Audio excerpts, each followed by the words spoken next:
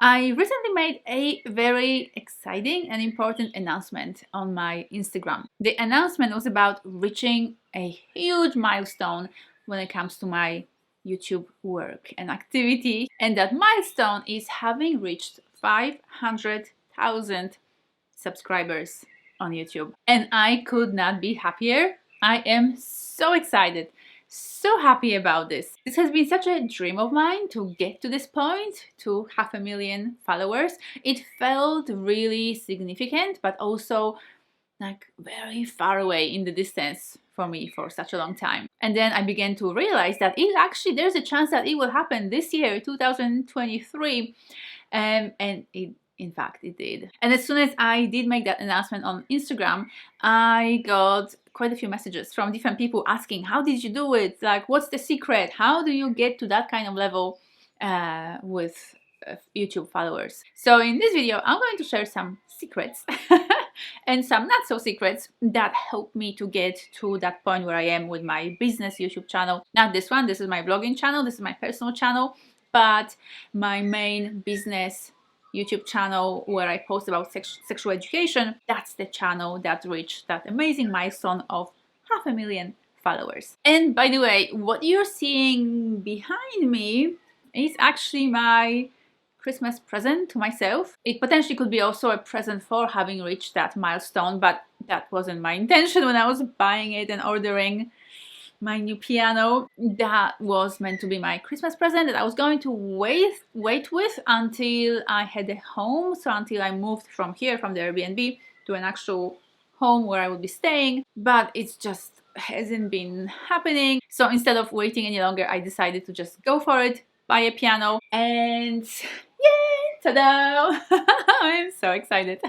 And you will actually, if you're patient enough, and if you stick around watching this video till the end, you will actually hear me play it. But first, let's talk about YouTube. Let's talk about what it takes to reach 500,000 subscribers on YouTube. And when I was thinking about this topic and kind of trying to break it down into a few bullet points that I could talk to you about, there were a few themes kind of coming up for me, a few kind of main points that I want to discuss with you and share with you here. And the first one is patience.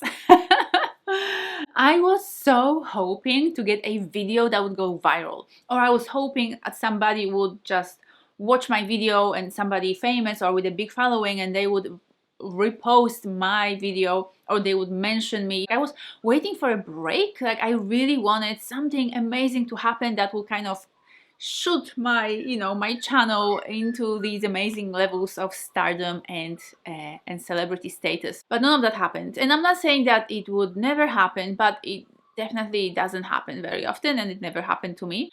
But I'm not holding my breath, and I am also feeling a lot of satisfaction with the way things have been just growing slowly but consistently. You start with 0 subscribers per day, then you reach 1 or 2 subscribers per day, and that feels like a little win. And then you get to 10 new subscribers per day, joining your channel. And then it grows to maybe 100 subscribers per day, and that sounds amazing. So being patient while you're doing your thing, while you're posting regularly, whether it's once a month, once a week, every second day, or even every day, but whatever that regularity is for you, like keep up the regularity, keep up the schedule.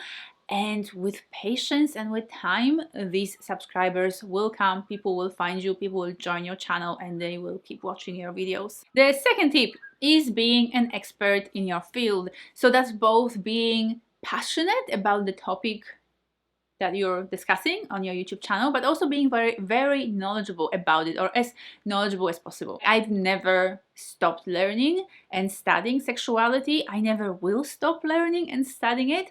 This is something I am so passionate about that I want to keep learning more, and I want to keep developing myself as a sexologist and as a practitioner in this field. And I feel like that's really contributing to my success, because what I share has got so much value.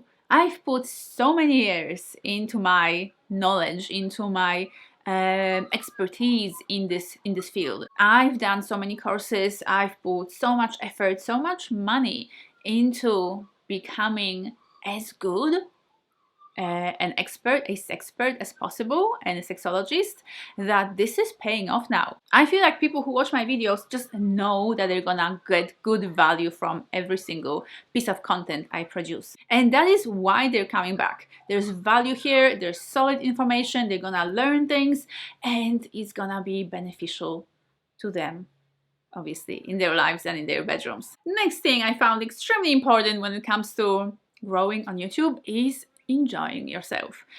Look, you probably have to do this for years before you get to the point that you're aiming at, whether that's 500,000 subscribers or 100,000 or 50,000 or a million and beyond. So if you're not enjoying yourself, you're gonna have a hard time keeping up and sticking with this commitment. You've got to remember that YouTube is not gonna make you money straight away.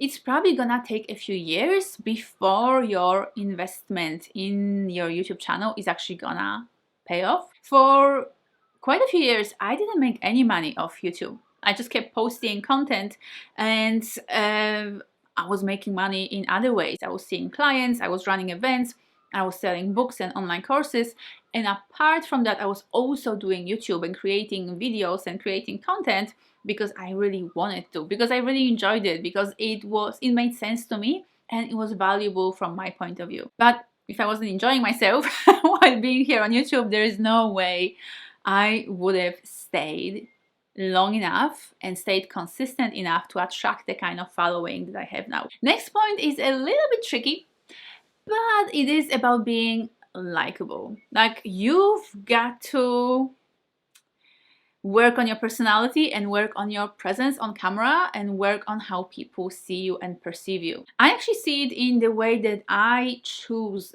YouTubers to follow. If they deliver great content, but I don't particularly like them as a person or their personality, I'm probably not gonna follow them and I'm not gonna watch more of their videos. But if they pair that good knowledge and expertise or good inspiring or educational or fun content, if they pair that with good personality and they are actually likable, oh my god, that is such a winning combo, and I'll probably subscribe and watch more of their videos. So the way I worked on my likability was actually through doing a lot of personal development and working on myself as a person. Plus, I feel like just the fact that I am so passionate about this work and so knowledgeable about it, like, that really comes across in my videos and people pick up on it and they like it and then they like me, and that's why, or that's one of the reasons why they choose to stick around, to subscribe and watch more of my videos. But if you're on YouTube and you're wondering if people like you and do you know whether you have that likability factor,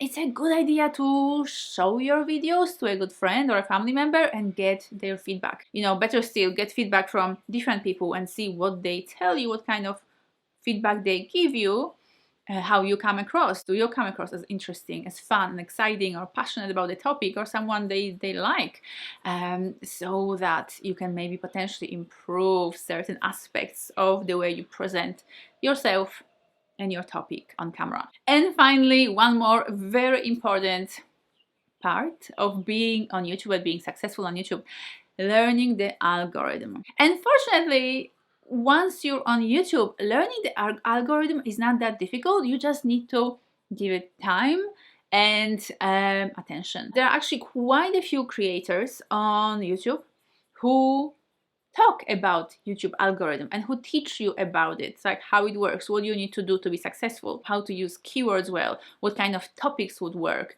how you should structure your content and your channel so that people keep coming back for more, etc. And this is quite crucial, because if you're being unstructured, or if the way you post videos doesn't make sense to YouTube algorithm, they're not gonna promote your videos, people are not gonna be able to find you, and then even though you might have amazing knowledge or amazing content, or you're very likable or you're very entertaining, etc., nobody will see you because YouTube won't know who to show you to if that algorithm can't make sense out of your content. And because this is such a new field, I guess, in the world of running businesses. I know YouTube's been around for a while, but being on YouTube and being really successful on YouTube and sort of marketing yourself using that YouTube platform That's still a fairly new area of study. When I was studying marketing back in school, like nobody ever mentioned YouTube. Like that wasn't even a thing to consider